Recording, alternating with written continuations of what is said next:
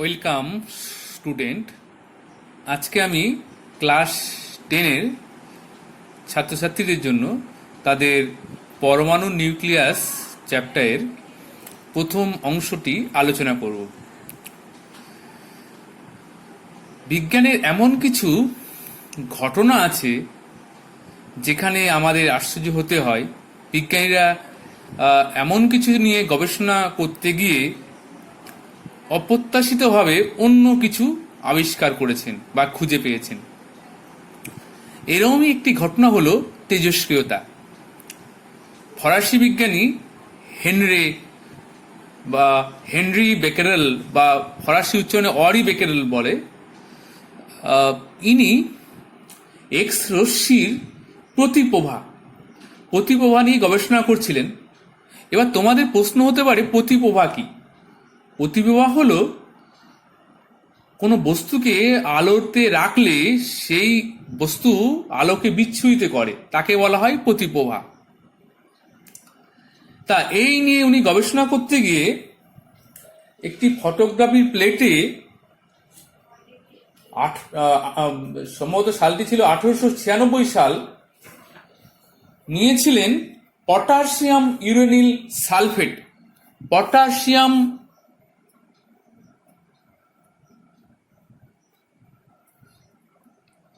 ইউরেনিল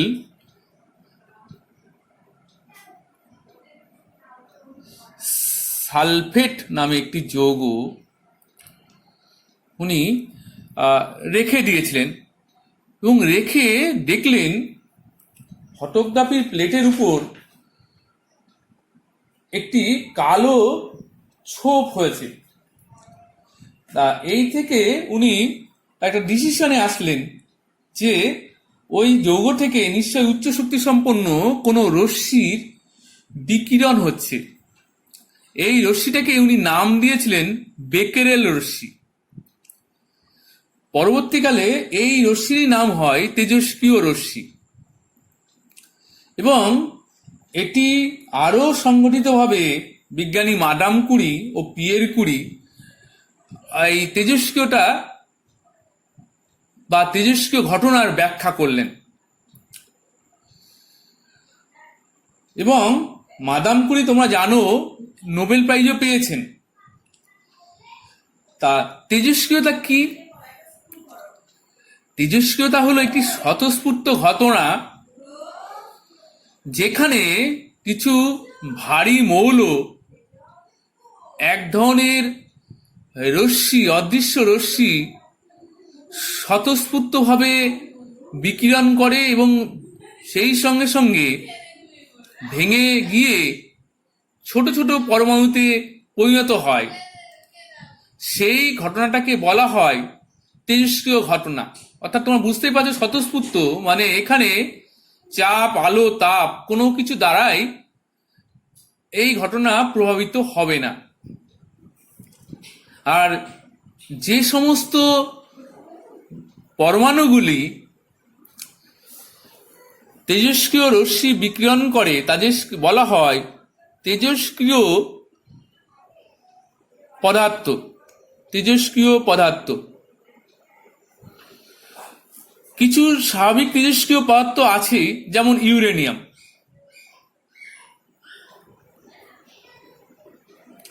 uranium স্বাভাবিক তেজস্ক্রিয় মৌল। Madame Curie উনি কিছু কৃত্রিম তেজস্ক্রিয় মৌল আবিষ্কার করলেন। একটি মৌলকে ওনার মাতৃভূমির নাম অনুসারে নাম দিলেন পোলানিয়াম। তাহলে এটা হলো স্বাভাবিক তেজস্ক্রিয় পদার্থ ইউরেনিয়াম। আর কৃত্রিম তেজস্ক্রিয় পদার্থ যেমন মাদাম কুরি আবিষ্কার করলেন পোল্যান্ড, ওনার মাতৃভূমি পোল্যান্ডের নাম অনুসারে নাম দিলেন পোলানিয়াম। এছাড়া উনি রেডিয়াম নামে আরেকটি তেজস্ক্রিয় মৌল আবিষ্কার করলেন। এই কৃত্রিম তেজস্ক্রিয় মৌল যেমন পোলানিয়ামের তেজস্ক্রিয়তা কিন্তু ইউরেনিয়ামের 1000 গুণ বেশি এবং রেডিয়ামের তেজস্ক্রিয়তা ইউরেনিয়ামের কয়েক লক্ষ গুণ বেশি। এবং তোমরা জানো মাদাম কুরি এই দুটি ঘটনাগুলির জন্য 2টি নোবেল প্রাইজ পেয়েছেন, একটি ফিজিক্সে একটি কেমিস্ট্রিতে, এবং ওনাদের পরিবারকে নোবেল পরিবারও বলা হয়। এগুলো অন্য প্রসঙ্গে আলোচনা তোমাদের জেনারেল নলেজের জন্য। তবে এখান থেকে মাধ্যমিকে বিভিন্ন প্রশ্ন কিন্তু আসতে পারে, যেমন স্বাভাবিক তেজস্ক্রিয় মৌলের একটি উদাহরণ দাও, কৃত্রিম তেজস্ক্রিয় মৌলের একটি উদাহরণ দাও, এই প্রশ্নগুলো দিতেই পারে। এবার তেজস্ক্রিয় রশ্মি, কি কি তেজস্ক্রিয় রশ্মি নির্গত হয় তেজস্ক্রিয় মৌল থেকে? 3 ধরনের তেজস্ক্রিয় রশ্মি নির্গত হয়। একটা হলো আলফা রশ্মি, একটা হলো বিটা রশ্মি, আরেকটা হলো গামা রশ্মি। এদের তুলনামূলক আলোচনা মাধ্যমিকে খুবই আসে, এক বা একাধিক ধর্ম নিয়ে। যেমন আমি আলোচনা করি, যেমন প্রথম যদি আমি আলোচনা করি, আলফা রশ্মি হলো হিলিয়াম কণার নিউক্লিয়াস, হিলিয়াম পরমাণুর নিউক্লিয়াস। অর্থাৎ হিলিয়ামে 2টি প্রোটন 2টি নিউট্রন থাকে, এর পরমাণু ক্রমাঙ্ক 2, ভর সংখ্যা 4। তাহলে 2টি প্রোটন থাকলে 2টি ইলেকট্রন থাকবে। সেই 2টি ইলেকট্রন কিন্তু বেরিয়ে গেছে, অর্থাৎ হিলিয়াম কণার নিউক্লিয়াসের স্রোতই হলো আলফা রশ্মি। বিটা রশ্মি হলো ইলেকট্রন কণার স্রোত,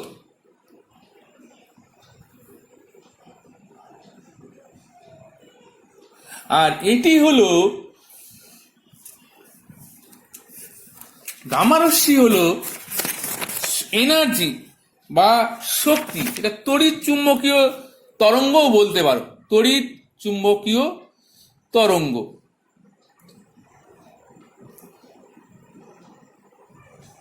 তাহলে এই হলো এদের প্রকৃতি। এবার আমি যদি এদের আধান নিয়ে আলোচনা করি, তাহলে আলফা রশ্মি, যেহেতু এই যে পজিটিভ দেখতে পাচ্ছ হিলিয়াম কণার স্রোত, তাহলে এটি হলো ধনাত্মক। আলফা রশ্মির আধান হলো ধনাত্মক। আর বিটা রশ্মি ইলেকট্রন কণার স্রোত, তাহলে নিশ্চয়ই বলতে পারছো তোমরা বা বুঝতে পারছো এটি ঋণাত্মক হবে, ঋণাত্মক অর্থাৎ নেগেটিভ, আর এটি হবে পজিটিভ। আর গামা রশ্মি তড়িৎ চুম্বকীয় কণা হওয়ায় এটার কোনো আধান থাকবে না, আধান শূন্য হবে। তাহলে এইভাবে তোমরা যদি প্রকৃতি বুঝতে পারো, তাহলে এই পার্থক্যগুলো কিন্তু বা এই তুলনামূলক আলোচনা কিন্তু তোমাদের করা সুবিধা হবে। এবার আমরা আসি গতিবেগ বা বেগ।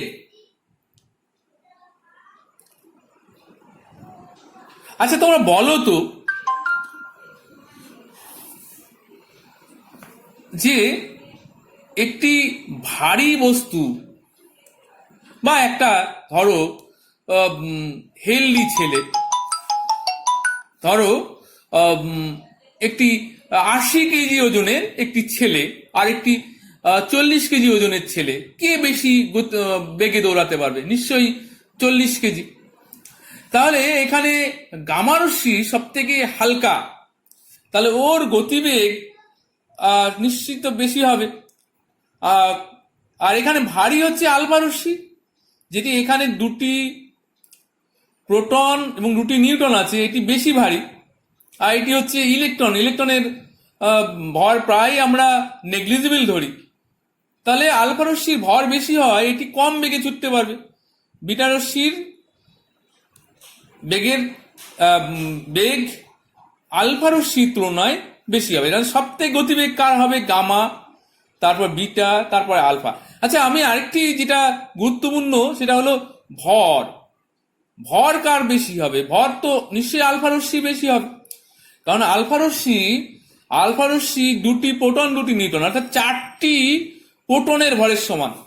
4টি প্রোটনের ভরের সমান হয় আলফা রশ্মির ভর। আর বিটা রশ্মির ভর হবে একটি একটি ইলেকট্রনের ভর।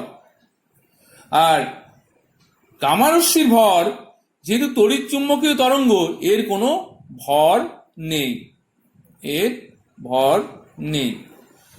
তাহলে এইভাবে আমরা তুলনামূলক ব্যাপারগুলো আলোচনা করব। এখানে যদি ভরের তোমার বৃদ্ধির কম বা হ্রাসের কম দেয়, তাহলে আলফা রশ্মির ভর সব থেকে বেশি হবে বিটা রশ্মির তুলনায়। আর গামা রশ্মির তো আমরা ভর শূন্যই বলছি।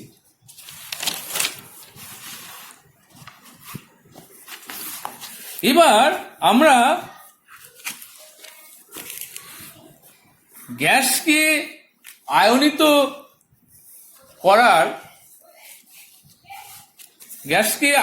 করার ধর্ম আলোচনা করি। গ্যাস আয়নিত করার ধর্ম।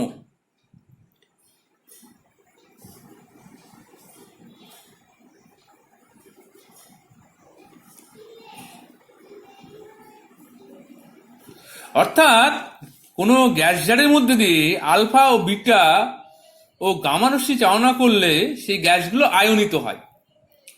যদি আমরা হাইড্রোজেন গ্যাসের মধ্যে চালনা করি তাহলে H+ হতে পারে, ক্লোরিন গ্যাসের মধ্যে চালনা করি Cl- হতে পারে। তা এটা তোমরা বুঝতেই পারছো যে যার আধান বেশি হবে এবং ভর বেশি হবে তার আয়নিত করার ক্ষমতা সবচেয়ে বেশি হবে। তাহলে এখানে যেহেতু আলফা রশ্মির আধান বেশি, তাহলে এর গ্যাস আয়নিত করার ক্ষমতা বেশি বিটা রশ্মির তুলনায়। বিটা রশ্মির আধান কম আর গামা রশ্মির আধান প্রায় নেই, এর গ্যাসকে আয়নিত করার ক্ষমতা খুবই কম। আরেকটা হলো ভেদন ক্ষমতা। এই একটা ইম্পর্টেন্ট ধর্ম, ভেদন ক্ষমতা।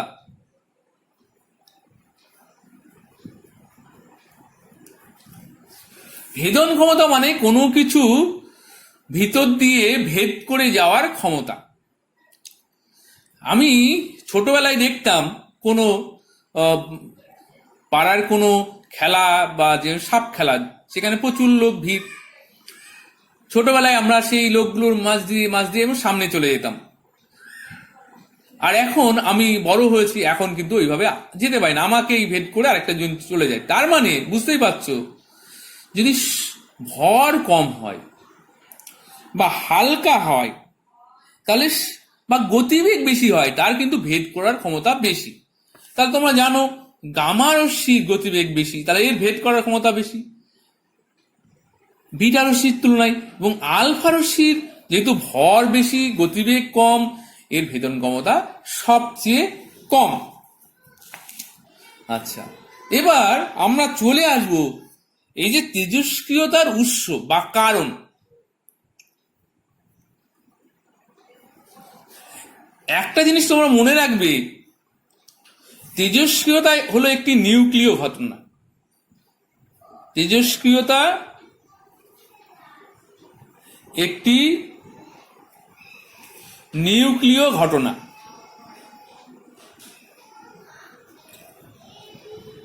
এটা বিভিন্ন পরীক্ষা করে দেখানো যায়।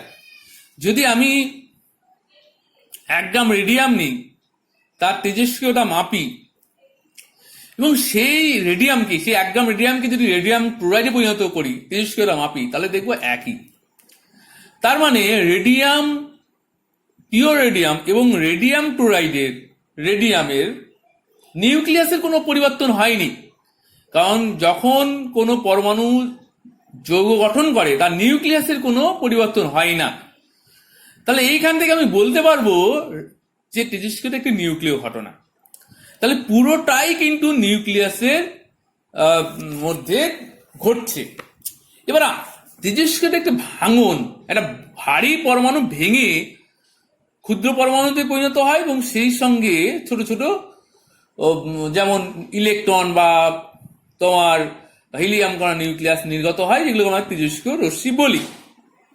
বা শক্তি নির্গত হলে গামা রশ্মি বলি। এবং পরমাণু কেন ভাঙে?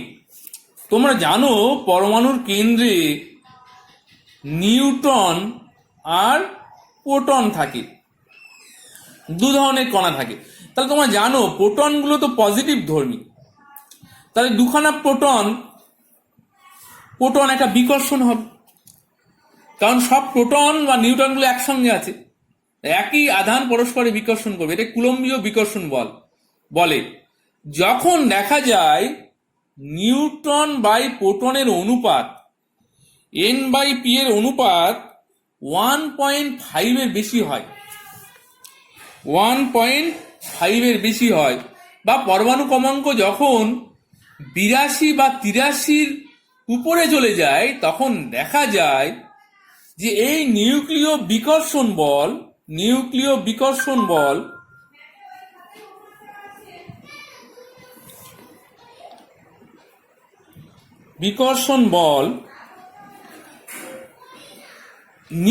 বল আর নিউক্লিয় বলের দ্বারা এরা একসঙ্গে আছে, এই নিউক্লিয় বলের থেকে বেশি হয়,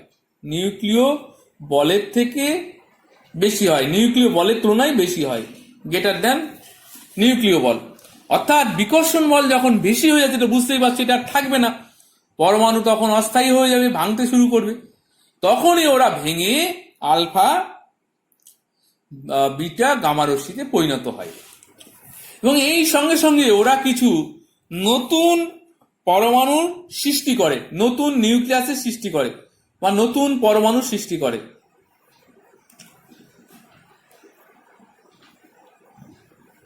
তোমরা বুঝতেই পারছো যে আলফা রশ্মি বেরিয়ে যায় যদি একটি পরমাণু, ধরো ইউরেনিয়াম, এইখান থেকে আলফা রশ্মি বেরিয়ে গেল, ইউরেনিয়াম ধরো পরমাণু ক্রমাঙ্ক 92, এর 238 আইসোটোপটি নিয়েছি আমি। এইখান থেকে যদি আলফা রশ্মি বেরিয়ে যায়, তাহলে কি হবে? আলফা রশ্মি মানে হিলিয়াম কণার নিউক্লিয়াস। হিলিয়াম কণার নিউক্লিয়াসে কটা প্রোটন থাকে? দুটো।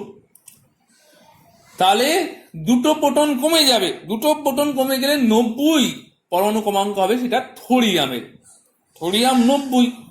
এবং আলফা রশ্মির ভর সংখ্যা হয় 4, তাহলে 4 কমে যাবে, তাহলে এর পরমাণু ক্রমাঙ্ক, এই ভর সংখ্যা হবে 234। তাই এইভাবে আমি নতুন মৌলগুলি বের করতে পারবো, এগুলো পরীক্ষায় কিন্তু আসতে পারে। তাহলে তোমার কি দাঁড়ালো? যে আলফা রশ্মি বেরোলে ভর সংখ্যা 4 কমবে, পরমাণু ক্রমাঙ্ক 2 কমবে। XY দিয়েও দিতে পারে, XY দিয়ে তখন লিখবে। আর যদি বিটা রশ্মি বেরোয়, বিটা রশ্মি যদি নির্গত হয়, যেমন থোরিয়াম, এটা নিয়ে স্টার্ট করি।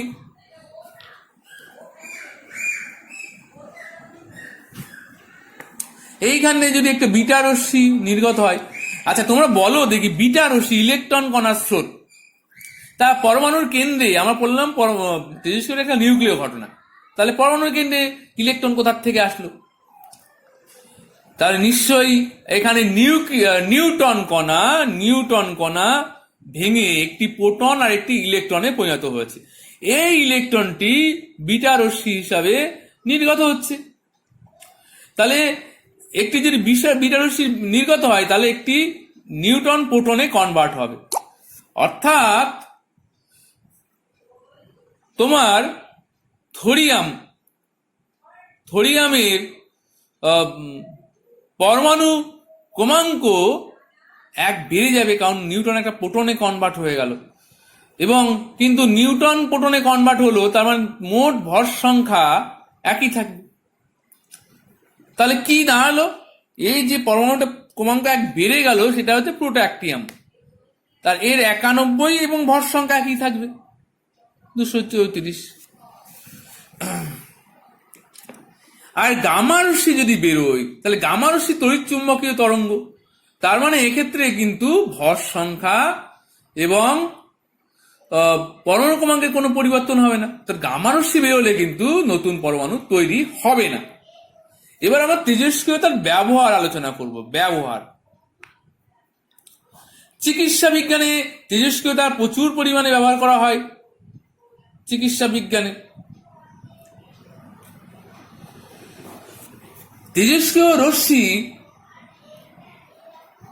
জীবন্ত কোষ ধ্বংস করতে পারে। এইটা কাজে লাগিয়ে ক্যান্সার সেল নষ্ট করা যায়। যেমন মস্তিষ্কে যদি ক্যান্সার হয়, টিউমার হয়, তাহলে তেজস্ক্রিয় ফসফরাস ব্যবহার করা হয়। কারণ আমরা জানি, আমরা ছোটবেলায় জানতাম যে মাছের মাথা খেলে ব্রেন হয়। কেন হয়? মাছের মাথায় ফসফরাস আছে। তাহলে ফসফরাস কিন্তু ব্রেনে যাওয়ার প্রবণতা বেশি। তেজস্ক্রিয় ফসফরাস ব্রেনের টিউমারকে নষ্ট করে দিতে পারে। এবং থাইরয়েড সংক্রান্ত কোনো সমস্যা হলে, থাইরয়েড গ্ল্যান্ডের সংক্রান্ত কোনো সমস্যা হলে তেজস্ক্রিয় আয়োডিন ব্যবহার করা হয়। জেনারেল ক্যান্সারে তেজস্ক্রিয় কোবাল্ট ব্যবহার করা হয়। এছাড়া তেজস্ক্রিয়তার প্রচুর ব্যবহার আছে। যেমন হচ্ছে পৃথিবীর বয়স নির্ণয়ে তেজস্ক্রিয়তার ব্যবহার আছে।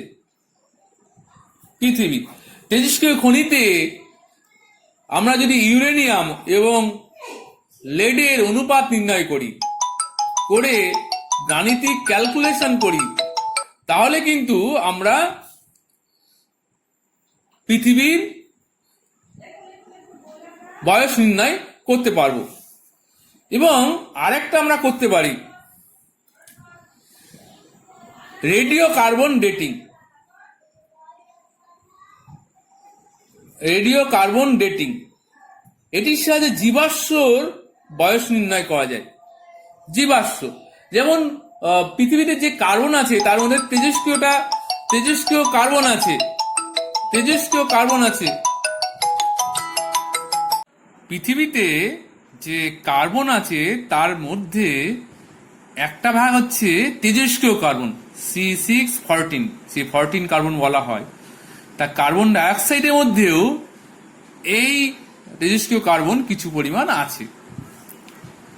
যখন জীবন্ত উদ্ভিদ বাইরে কার্বন ডাইঅক্সাইড নিয়ে খাবার গ্রহণ করে, তখন এই 14C এবং নর্মাল কার্বনের অনুপাত তাদের শরীরে যা থাকে সেটা বাইরের অনুপাত একই। কিন্তু যখন উদ্ভিদটি মারা যায় তখন সে বাইরে থেকে আর কার্বন ডাইঅক্সাইড নেয় না, কিন্তু শরীরে যে তেজস্ক্রিয় কার্বন আছে সেটি ভাঙতে শুরু করে। তার ফলে এই তেজস্ক্রিয় কার্বনের পরিমাণ কমে যায় শরীরে। তাহলে কি পরিমাণ কমেছে সেটা আমরা হাফ লাইফ পিরিয়ড এবং এই অনুপাত দিয়ে ওই উদ্ভিদটি কতদিন আগে মারা গিয়েছে বা উদ্ভিদটির বয়স কত, অর্থাৎ জীবাশ্মর বয়স কত, এটা আমরা নির্ণয় করতে পারি। উঁচু ক্লাসে গিয়ে এই ক্যালকুলেশনগুলো তোমরা শিখবে অধ্যায়কাল দিয়ে, তেজস্ক্রিয় পদার্থের অধ্যায়কাল দিয়ে। আজকে এই পর্যন্ত। পরবর্তীতে আবার আমরা এই চ্যাপ্টার পরবর্তী অংশ নিয়ে আলোচনা করব।